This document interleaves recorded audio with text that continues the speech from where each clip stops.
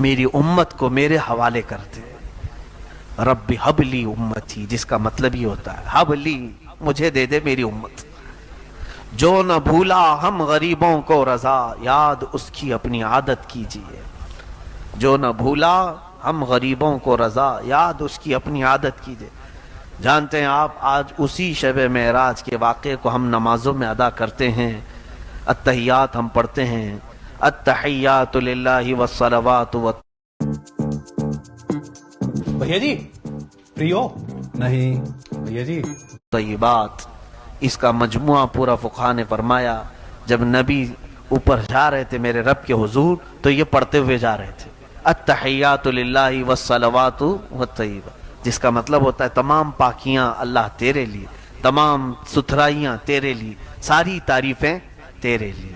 جب حضور نے یہ جملہ فرمایا تو رب تعالیٰ نے جواب میں یوں فرمایا، السلام علیکہ ایھا النبی ورحمت اللہ وبرکاتہ۔ دیکھیں سلام کون کر رہا ہے؟ میرے نبی کو اللہ خود فرما رہا ہے، اے نبی تم پر سلامتی ہو اور اللہ کی رحمت اور اس کی برکت۔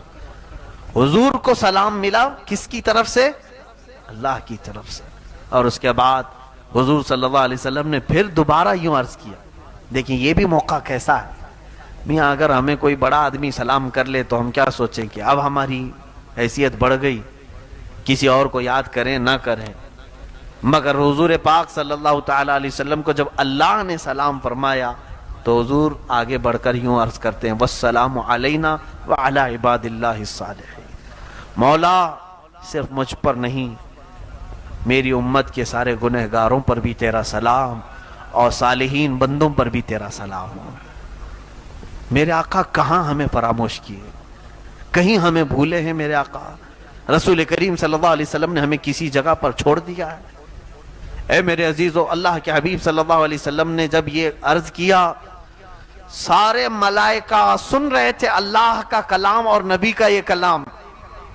حضور نے پہلے کیا کہا اللہ کی تعریف میں؟ التحیات للہ والصلوات والطیبات۔ تو رب تعالیٰ نے فرمایا، السلام علیکہ ایھا النبی ورحمت اللہ وبرکاتہ۔ اور میرے آقا نے پھر کہا، والسلام علینا وعلی عباد اللہ الصالحین۔ تو یہ دونوں کے کلمے سننے کے بعد فرشتوں نے کہا، اشہد ان لا الہ الا اللہ واشہد ان محمدًا عبدہ ورسولہ۔ ہم گواہی دیتے ہیں کہ اللہ کے سوا کوئی معبود نہیں، اور ہم گواہی دیتے ہیں کہ محمد صلی اللہ علیہ وسلم اللہ کے بندے اور اس کے رسول ہیں۔ یہ اگر کوئی التحیات کا اتنا ٹکڑا بھی پڑھ لے تو اسے معراج سمجھ میں آ جائے گی، معراج کا سفر اس کے اندر۔ ہم نمازوں میں التحیات میں بیٹھے تو یہ منظر تصور میں لے کے آنا چاہیے، یہ منظر تصور میں لے کے آئیں کہ رسول پاک نے یہ جملے ادا کیے تھے، پھر میرے مولا نے اپنے نبی کو سلام کیا تھا، اور اس کے بعد میرے آقا نے ہم غریبوں کو یاد کیا تھا، پھر فرشتوں نے سب شہادت بیان کی تھی، ہم بھی کیوں نہ فرشتوں کی شہادت بیان کریں۔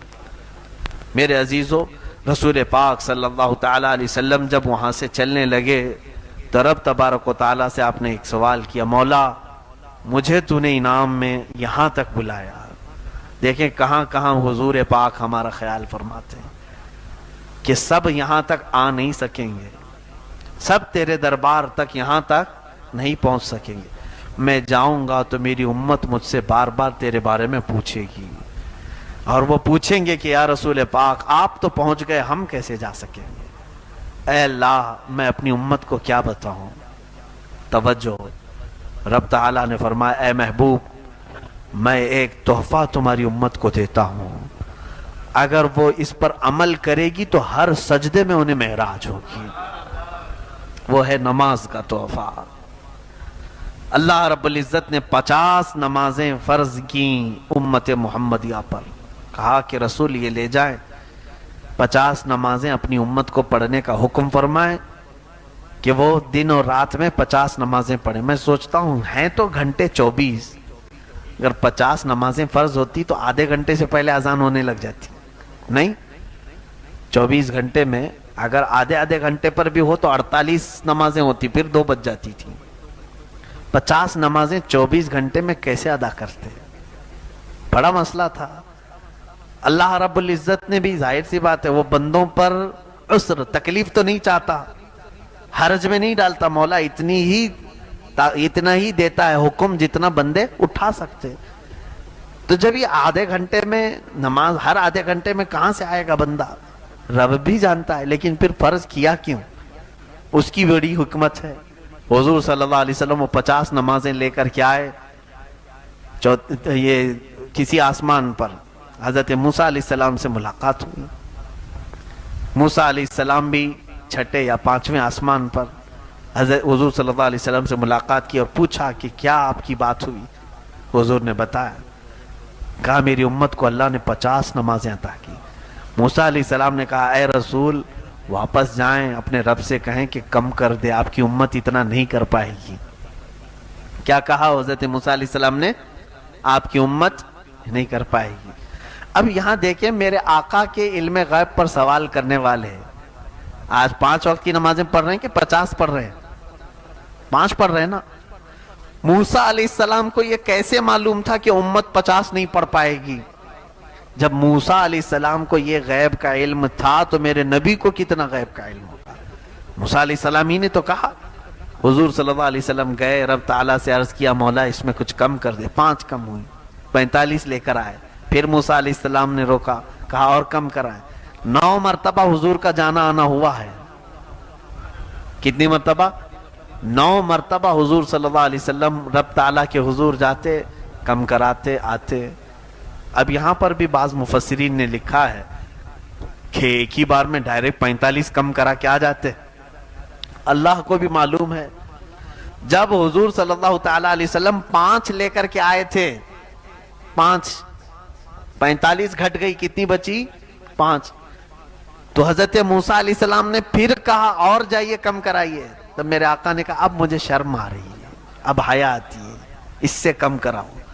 لیکن رب تعالیٰ نے یہ فرما دیا اے محبوب آپ کی امت یہ اگر 5 ہی پڑھے تو میں 50 کا ثواب دوں گا، 50 کا پورا ثواب دوں. یہ 5 میں وہ 50 نمازوں کا پورا ثواب ہے جو پہلے ہمیں فرض کی گئی تھی. اب یہاں پر مفسرین فرماتے ہیں ایک ساتھ کم کروا سکتے تھے، جا کر کے سیدھے کہتے 45 کم کر دے، 5 رکھ جائیں گے. موسیٰ علیہ السلام بھی ڈائریکٹ کیوں نہیں کہے اتنی کم کرا کے لے کے آ جائیے ڈائریکٹ؟ تو فرمایا موسیٰ علیہ السلام وہ تجلی جو کوہ طور پر دیکھ نہیں سکے تھے، جو ہلکی سی تجلی دیکھ کر غش کھا کر گر گئے تھے، موسیٰ علیہ السلام وہ رب ذوالجلال کی تجلیاں میرے مصطفیٰ کی آنکھوں میں دیکھ رہے تھے، میرے نبی کی آنکھوں میں دیکھ رہے تھے. آنکھوں میں آنکھیں ڈال کر کے مولا کو دیکھ کر آنے والی آنکھیں کیسی ہیں. تو اس لیے جب میرے آقا حضور صلی اللہ علیہ وسلم رب تعالیٰ کے حضور سے واپس آتے، وہ آنکھوں میں تازہ جمال و جلال میرے رب ذوالجلال کا. موسیٰ علیہ السلام توجہ سے دیکھتے اور پھر کہتے جائیے آپ. حضور صلی اللہ علیہ وسلم کا معاملہ یہ تھا اپنے رب کے حضور جتنی بار جاؤں